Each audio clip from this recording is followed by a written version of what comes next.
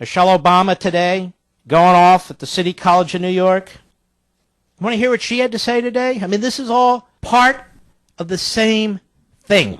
Part of the same hate America, anti-America, burn the American flag, if not literally, then figuratively, tear the country down, not the government. No, don't shut the government, but yes, shut the country. Here she is at City College of New York today. Cut 11, go. It's the story that I witness every single day. Stop. Oh, woe is me. What does she witness every single day? What is our poor First Lady, so put upon by America, so put upon by you people? What does she witness? Oh, every single day. Go ahead. It's the story that I witness every single day. When I wake up in a house that was built by slaves. Oh. So why did you marry somebody who ran for office to live in a house that was built by slaves? Is somebody forcing you to be First Lady? Is somebody forcing you to live in a house built by slaves? I mean, seriously, ladies and gentlemen, how much more of this do we have to take? You don't think she's a rabble-rouser? You don't think she's picking at scabs? Oh, let's unite, Obama says yesterday. All these divisive forces, all this stuff. Well, look at your wife, and she should look at you. Go ahead. Watch my daughters, two beautiful black young women, head off to school, waving goodbye to their father, the President of the United States. Well, not a lot of times they're not waving goodbye to their father because he's out traveling the country, traveling the world. Without you, by the way, which I find very peculiar, but not for anything, I just find it very peculiar.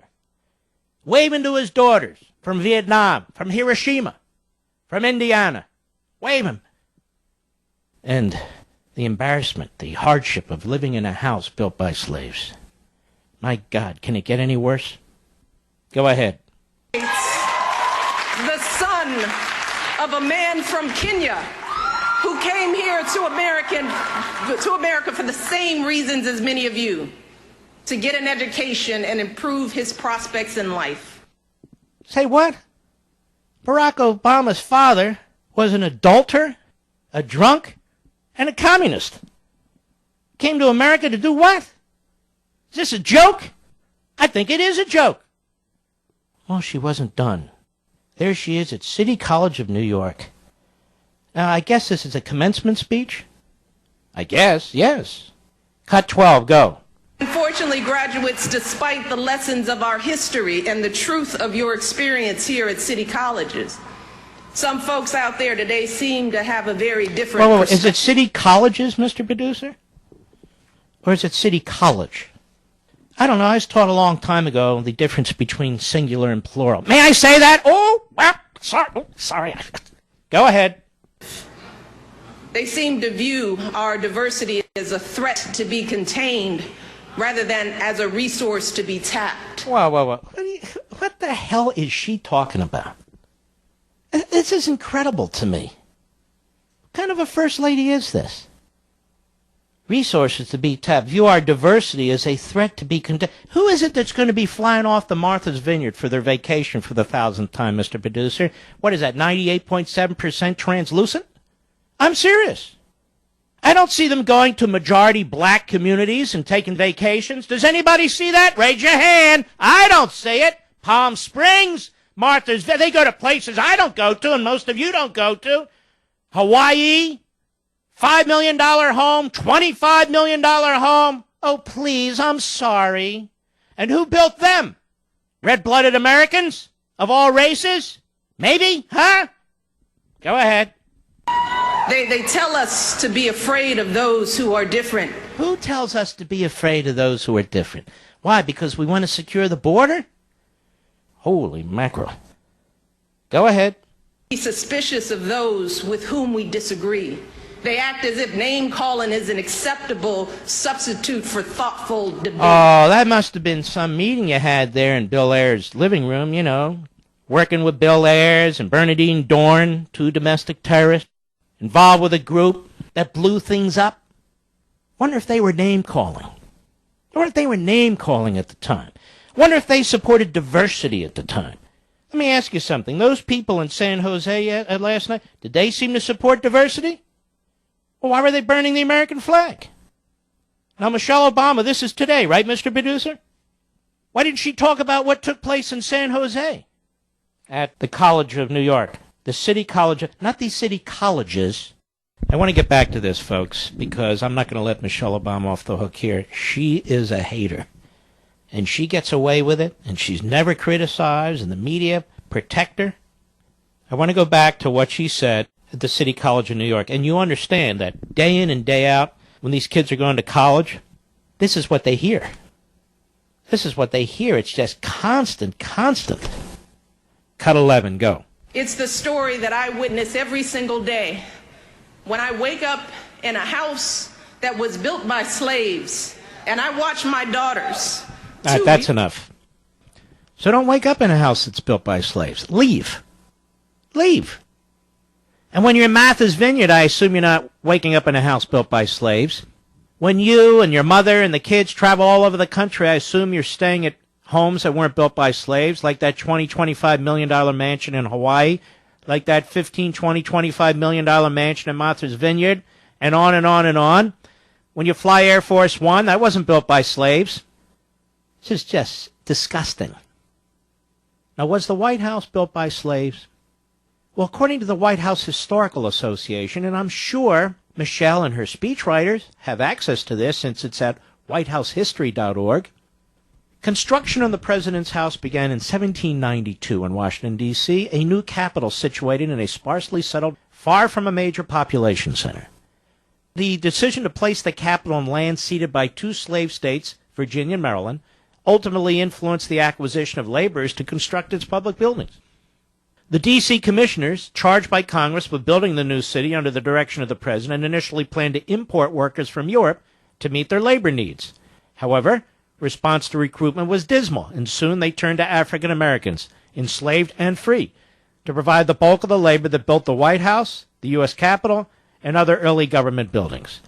Stonemason Colin Williamson trained enslaved people on the spot at the government's quarry at Aquia, Virginia.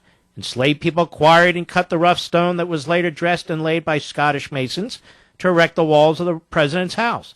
The slave joined a workforce that included local white laborers and artisans from Maryland and Virginia, as well as immigrants from Ireland, Scotland, and other European nations.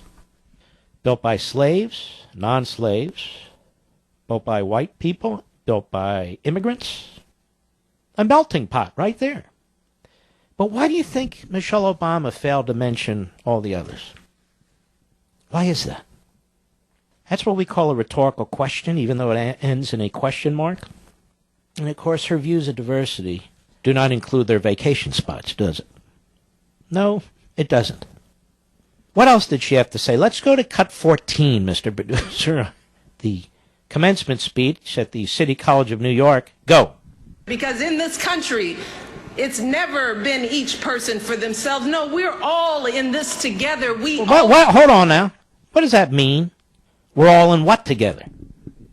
I don't know, folks. When I get up in the morning and I have my routine and I'm preparing for my radio show, preparing for Levin TV and doing research for my next book and doing all these other things, are we all in this? I don't know. Is somebody helping me? Now, we're all Americans. We're all supposed to be a melting pot here. But this sort of communal, communist stuff, it takes a village.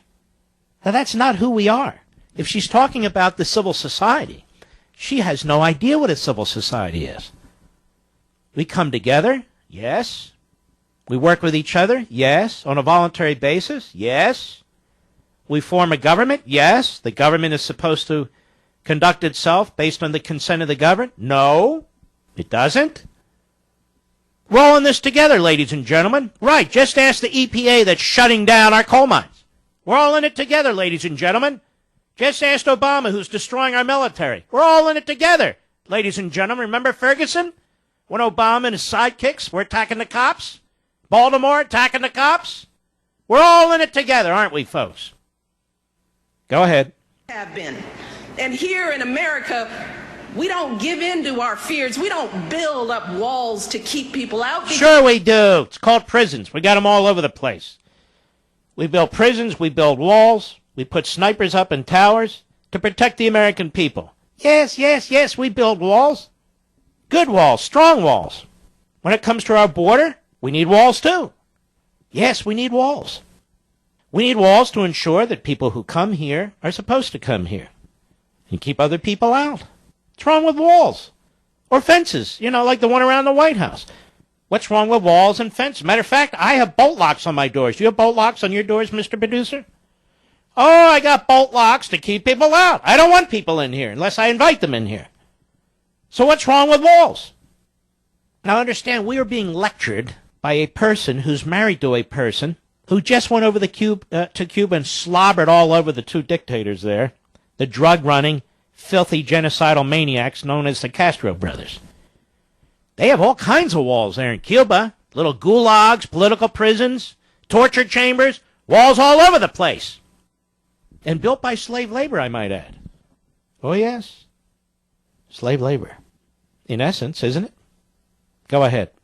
That our greatness has always depended on contributions from people who were born elsewhere, but sought out this country. Thank you. America's greatness is based on our constitutional system. Everything flows from that. And the reason the Constitution is so vital, the reason we revere it, is not because it's just some document, because it embraces this notion of the civil society, individual liberty, divided power, that is anti-central power, and embraces the Declaration of Independence and the Ninth Amendment, I would argue, and in other respects. The notion of unalienable rights granted to each human being at birth, not by Barack and Michelle Obama. Immigration per se doesn't make this country great. Immigration per se doesn't make France great or England great or any country great. Depends who the immigrants are, depends where they're from, depends on their intentions. It also depends on what our government does. We never had a government like this before that promotes discrimination, reverse discrimination, and balkanization. No.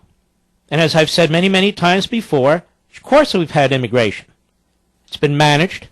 People had to come here to demonstrate that they would be productive, that they wouldn't be wards of the state, that they didn't have diseases or illnesses, that they weren't a threat to the nation. And other people would come here not based on what they wanted, but on what we wanted. That's all been changed since 1965 with the Hart-Celler Act, among other things.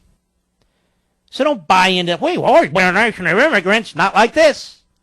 No, the last 50 years are utterly unique in American history. But Michelle Obama, she doesn't. By the way, whatever happened to that organic garden? Remember they made a big deal of that, Mr. Producer? It was all on 60 Minutes, and she brought apples on the table. Oh, organic. Oh, yes, I have a garden in the backyard. Is there still a garden there? Nobody has any clue. Garden days are over. And she's done such a swell job on the school lunch program, hasn't she? I don't know about you, but my kids were never into cardboard with ketchup on it. They just never liked it. One more. Can you stand one more? We missed this, so Mr. Producer went and got it. Obama at the PBS town hall meeting on Wednesday. That would be public broadcasting. Why do we need public broadcasting? Why do we need government-run broadcasting in this country? What, there aren't enough TV channels? I think there's, 1,000 of them? Not enough radio stations? I think there's, 7,000 or 8,000 of them? Maybe 10,000? Oh, no, we need government-run stuff. All right, cut 15, go.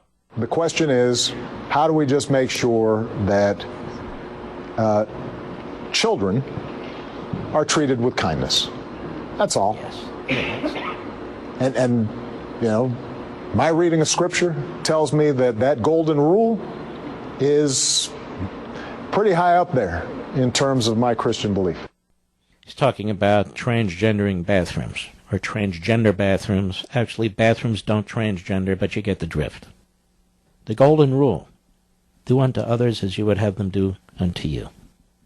Scripture tells us the golden rule is pretty high up there in terms of his Christian belief. What will he be doing Sunday? Will he be going off to church? No.